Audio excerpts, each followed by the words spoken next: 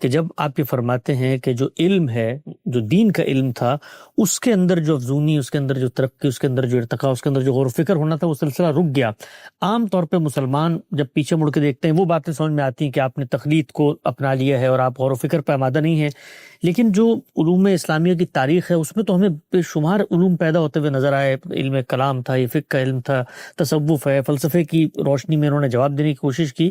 تو کیا مطلب اس رشتہ کیا گم ہو گیا جس کی وجہ سے دین کے علم کے اندر جو آپ کے خیال میں چیز ہونی چاہیے تھی وہ نہیں ہو سکی؟ دین کے علم کی بنیاد اللہ کی کتاب قرآن مجید ہے، یعنی قرآن مجید کی اگر علم پر حکومت قائم ہے تو دین کا علم صحیح نہج پر ہے۔ بہت اہم بات۔ اس میں غلطی ہو سکتی ہے، کوتاہی ہو سکتی ہے، جزوی لحاظ سے ہم کوئی انحراف کر سکتے ہیں، لیکن یہ کہ کیا اس اصول کو ہمارے علم نے آخری درجے میں مانا ہوا ہے؟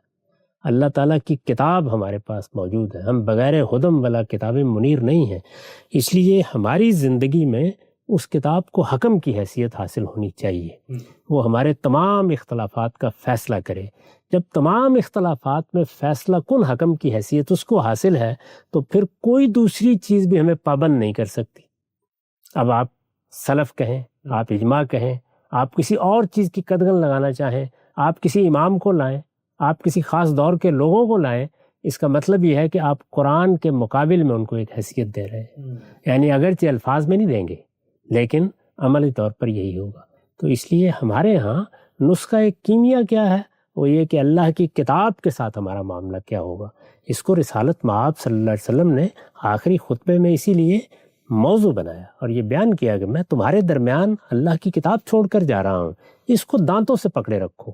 یہ دانتوں سے پکڑے رکھو کیا کوئی ایسی تعبیر ہے جس کا تعلق یہ ہے کہ ہم اس کو جزدان میں لپیٹ کر اپنے سینے کے ساتھ لگا لیں؟